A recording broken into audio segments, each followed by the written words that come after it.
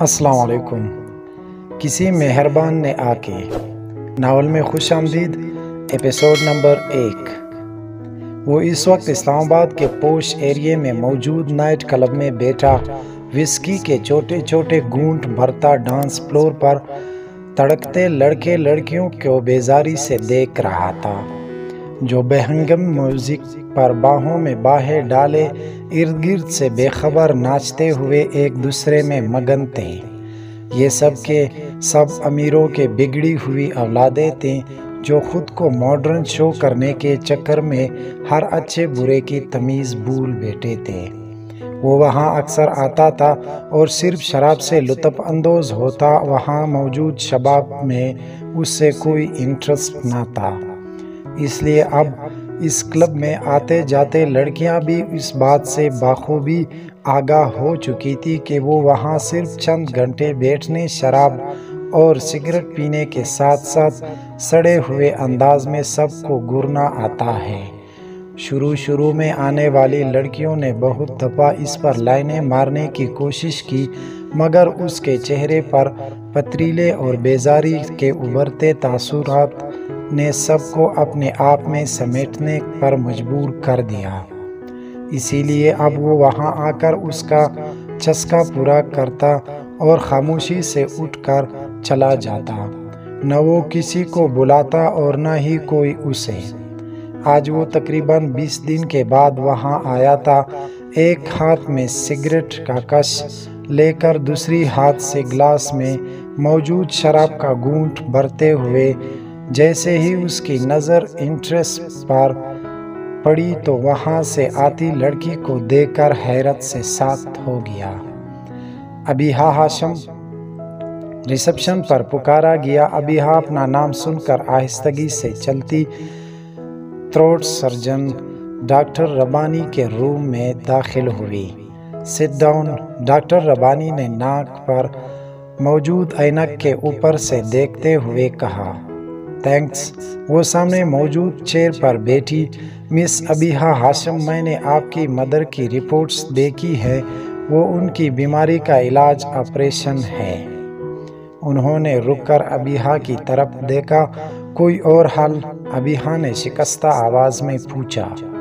نہیں، ان کی بیماری جس سٹیج پر ہے اس کا آخری آپریشن ہی ہوتا ہے، وہ بھی 1-1.5 ویک میں، ورنہ اگر یہ پوائزن سارے جسم میں پھیل گیا تو۔ اس تو کے آگے خوفناک خاموشی چھا گئی۔ کیا چارجز ہوں گے آپریشن کے؟ ابیحا جانتی تو تھی مگر پھر بھی پوچھ لیا۔ ریسپشن پر آپ کو انفارم کر دیں گے، ڈاکٹر ربانی نے بات ختم کی۔ جی۔ ابیحا نے ریسپشن پر آ کر ساری انفارمیشن لی۔ آپریشن کے چارجز سن کر مایوسی سے شکستہ چال چلتی ہوئی ہاسپٹل سے باہر۔ بیا تم آ گئی، کیا کہا ڈاکٹر نے؟ سب ٹھیک ہے نا؟ نیہا نے ایک ہی سانس میں سوال پوچھا۔ پانی؟ ابیحا نے صحن میں موجود تخت پر بیٹھتے ہوئے کہا۔ ہاں میں ابھی لائی۔ وہ کچن کی جانب بڑھی۔ ابیحا نے پاؤں سینڈل کے گرپ سے آزاد کیے اور لمبا سا سانس کھینچ کر خود کو ریلیکس کرنا چاہا۔ پانی؟ نیہا نے گلاس سامنے کیا۔ ابیحا نے پانی ختم کر کے گلاس واپس پکڑایا۔ مجھے بتاؤ تو بیا، ڈاکٹر نے رپورٹس دیکھ کر کیا کہا؟ آپریشن، مختصر جواب آیا۔ آپریشن؟ ہاں آپریشن۔ ابیحا نے مایوسی سے سر ہلاتے تصدیق کی۔ پھر اب؟ نیہا ابھی بھی شاک تھی۔ اب کیا؟ کچھ تو کریں گے نا؟ بیا، اتنے پیسے کہاں سے آئیں گے؟ تمہاری جاب تو پہلے ہی چھوٹ گئی ہے۔ وہ مالک مکان بھی آیا تھا آج۔ وہ پریشان سی بولی۔ کیا کہہ رہا تھا؟ وہی جو پچھلی دفعہ کہہ کر گیا تھا، کرایہ دے دیں یا پھر وہ رکی۔ اچھا تم فکر مت کرو، انشاءاللہ سب ہو جائے گا، ابیحا نے خود کو سنبھال کر کہا۔ مگر کیسے؟ کہاں ہے نا، تم فکر نہ کرو اور نہ ہی اپنے چھوٹے سے دماغ پر زور ڈالو۔ اس نے بمشکل مسکرا کر ماحول کو ہلکا کرنا چاہا۔ اچھا بتاؤ کیا پکایا ہے تم نے؟ ماش دال آہستگی سے بتایا گیا۔ اچھا ٹھیک ہے، تم گرم کرو، مجھے بہت بھوک لگی ہے، میں امی کو دیکھ لوں، پھر کھاتے ہیں مل کے۔ ابیہا نے چھوٹی بہن کا افسردہ چہرہ دیکھ کر سر تپتپایا اور پریشانی سے اندر کمرے کی طرف بڑھ گئی۔ زرار شاہ نے انٹرنس سے چادر میں لپیٹی لڑکی کو آتے دیکھا جس نے آدھے سے زیادہ چہرہ پلوں سے چھپا رکھا تھا۔ وہ حیران تھا، ایسے حلیے کی لڑکیاں بھی وہاں اپنی راتیں رنگین کرنے آتی ہیں، ڈسکسٹنگ۔ اس نے حیرانگی اور غصے کے ملے جلے تاثرات سے ٹیبل پر مکہ مارا۔ اوہے شکل مومنہ کرتوت کافرہ، وہ ناگواری سے کہتے ہوئے پھر سے کش لینے لگا۔ امی کیسی ہے آپ کی طبیعت؟ ابیہا نے مسکراتے ہوئے ماں سے پوچھا، جو تسبیح پڑھ رہی تھی وہ بھی بیٹی کو دیکھ کر مسکرائی۔ میں ٹھیک ہوں میری جان، میڈیسن لے لی آپ نے؟ ہاں لے لی، اللہ نے مجھے 2 اتنی محبت اور خیال رکھنے والی بیٹیاں جو دی ہیں۔ انہوں نے ابیہا کے زرد سے چہرے کو ہاتھوں کے پیالے میں لے کر بوسہ لیا۔ امی آپ سے ایک بات کرنی تھی، اجازت مانگی؟ ہاں کرو امی، وہ آپ رفاقت مالک مکان کی بات مان لے۔ یہ کیا کہہ رہی ہو؟ وہ حیران ہوئی۔ ٹھیک ہی تو کہہ رہی ہوں، ویسے بھی میرے لیے کون سا رشتوں کے لائنیں لگی ہو؟ رشتوں کی لائنیں نہ صحیح، مگر اب اتنے بھی گئے دن گزرے نہیں کہ ایک 50 سالہ مرد سے بیاہ دوں گی تمہیں۔ شازیمہ خفا سی بولی، مگر امی، اگر مگر چھوڑو، جاؤ تکی ہوئی ہو، کھانا کھاؤ۔ یہ تمہارا سوچنے کا کام نہیں ہے، میں خود ہی سنبھال لوں گی۔ انہوں نے بات ختم کی۔ اچھا آپ بھی آرام کریں، میں بھی نماز پڑھ لوں۔ ابیہا آنسو روکتے جلدی سے باہر نکلی۔ میرے مالک میری بیٹیوں کو اپنی حفظ و امان میں رکھ، جلد از جلد مجھے ان کی فرض ادا کرنے کی توفیق دے دے۔ میرے مالک، شازیمہ نے اپنی بیٹیوں کے اچھے نصیب کے لیے دل سے دعا کی۔ شازیمہ بیگم کی شادی کم عمری میں ہی ہاشم مبین نامی اسکول ٹیچر سے ہوئی تھی۔ شازیمہ کا تعلق اچھے خاصے معزز گھرانے سے تھا، مگر انہوں نے بہت بڑی غلطی کر کے خود کو اس گھرانے سے الگ کر لیا۔ شازیمہ 29 سال کی تھی جب ان کے گاؤں کے گورنمنٹ اسکول میں میل ٹیچر کی تقرری ہوئی۔ انہی میں ایک ٹیچر ہاشم مبین بھی تھا۔ شازیمہ نے اس گبرو کو گاؤں میں دیکھا تو دل ہار بیٹھی، اور دیکھتے ہی دیکھتے دونوں طرف سے خطوں کا تبادلہ ہونے لگا اور بات شادی تک پہنچ گئی۔ شازیمہ جانتی تھی کہ اس کے خاندان والے اس سے کبھی بھی ایک غیر خاندان میں معمولی ٹیچر سے نہیں بیائیں گے، اس لیے اس نے ہاشم کو راضی کر کے خفیہ نکاح کر لیا۔ کچھ عرصہ وہ دونوں اس نکاح کو چھپا گئے، مگر پھر حویلی میں کچھ مہمان شازیمہ کا رشتہ دیکھنے آئے اور اس کو پسند کر گئے اور شازیمہ کے لیے نئی مصیبت چھوڑ گئے۔ ان حالات میں ہاشم نے گھر سے بھاگنے کو ہی بہتر جانا، مگر شازیمہ اس کے لیے نہ مانی۔ وہ جو کر چکی تھی وہ کافی تھا۔ گھر سے بھاگ کر وہ اپنے ماں باپ بھائیوں کے لیے گالی نہیں بننا چاہتی تھی۔ یوں ہی چند دن گزرے جب منگنی کی ڈیٹ فائنل کی گئی۔ ہاشم مبین کو پتہ چلا تو فوراً اس سے شازیمہ پر حق جتانے حویلی چلا آیا۔ ہاشم مبین کے منہ سے نکلتے سچے انگاروں کو سب نے سنا، مگر پانی سر سے گزر چکا تھا۔ اس گھر کے اکلوتی بہن بیٹی تھی وہ لوگ نہ تو اس سے معاف کر سکتے تھے اور نہ ہی سزا دے سکتے تھے۔ اس لیے بابا جان نے ایک چھوٹی سی تقریب رکھ کر شازیمہ کو ہاشم مبین کے ساتھ رخصت کر دیا۔ ہمیشہ کے لیے اور سزا کے طور پر ان سے ہر رشتہ ناتا ختم کر لیا۔ وہ دن اور آج کا دن دوبارہ دونوں گھرانوں میں کوئی ملاقات نہ ہوئی۔ ہاشم اسے لے کر اسلام آباد لے آیا جہاں اس کی بوڑھی ماں تھی۔ کچھ عرصہ تو سب ٹھیک رہا۔ جب جمع شدہ سرمایہ ختم ہو گیا اور ہاشم کو کوئی ملازمت نہ ملی تو اس نے شازمہ کے ساتھ بدزیادتی شروع کر دی۔ جب پیٹ میں روٹی نہ رہی تو کیسی محبت اور کہاں کی محبت، بس محبت کا کھیل ختم ہو چکا تھا۔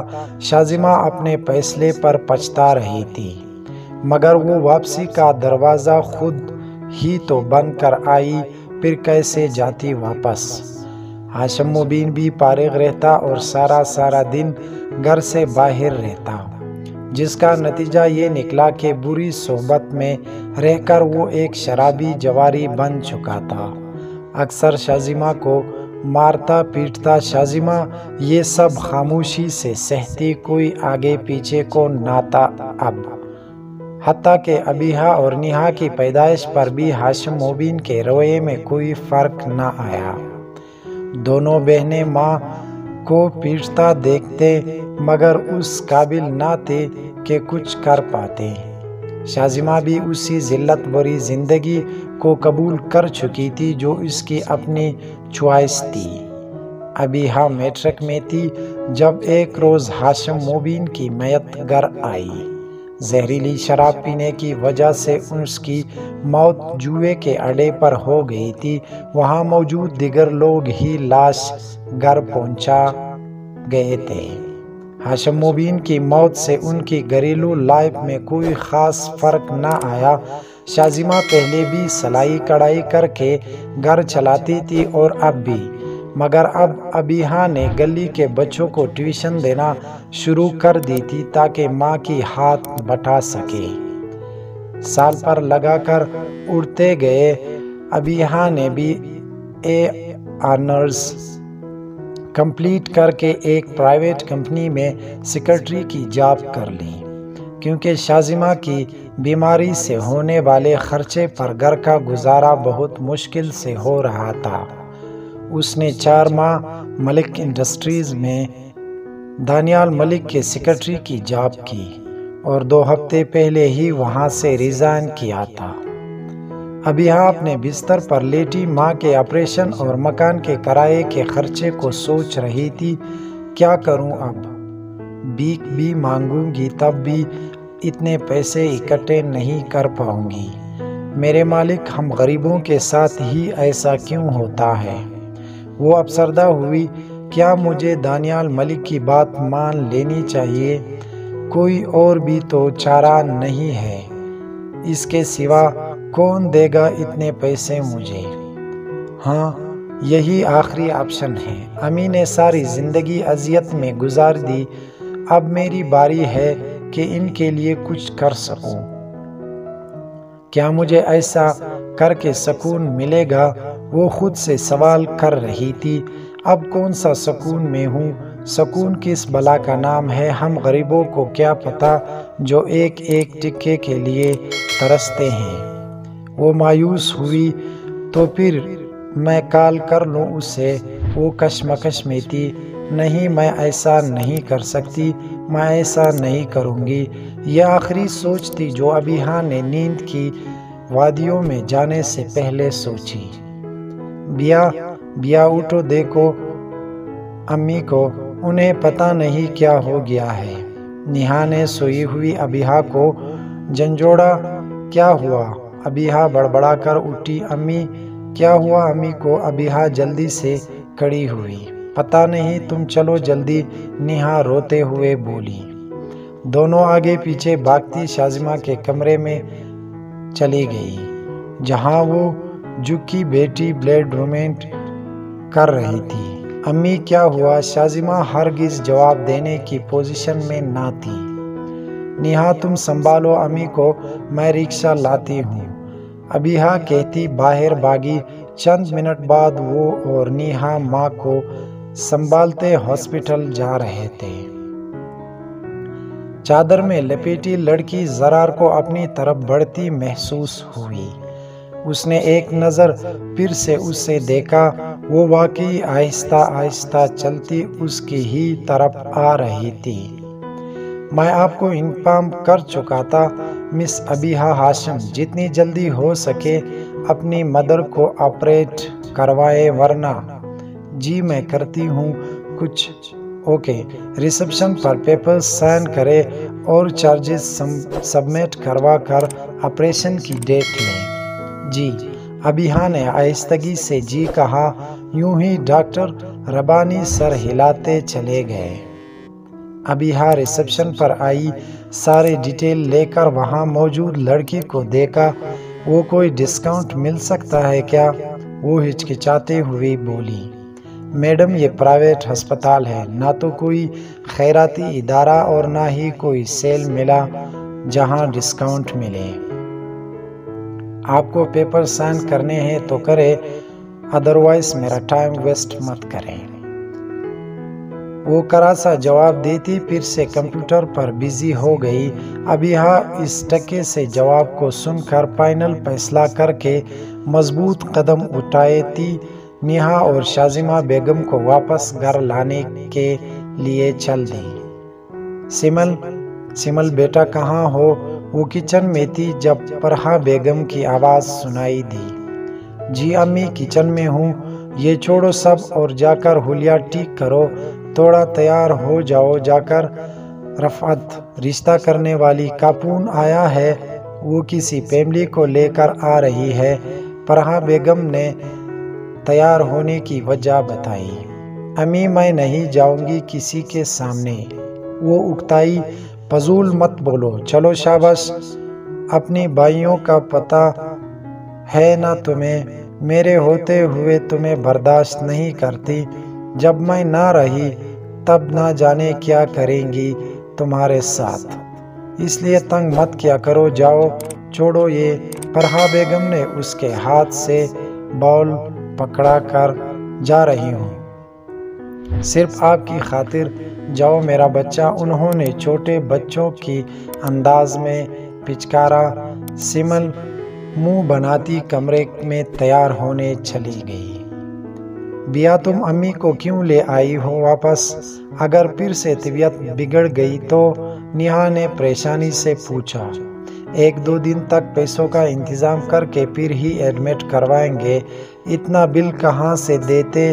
ابھی ایڈمٹ کروا کر ابیحہ نے واپس لانے کی وجہ بتائی۔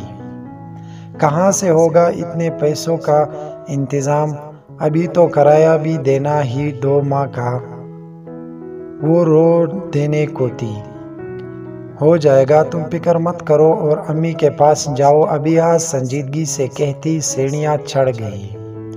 ہیلو سر، السلام علیکم، میں ابیحہ ہاشم، وہ ہچکچائی۔ اوہ ابیحہ ہاشم، کیسے یاد کیا؟ دوسری طرف تمسخرانہ انداز میں پوچھا گیا۔ سر، وہ ابیحہ نے سوکھتے ہونٹوں پر زبان پھیری۔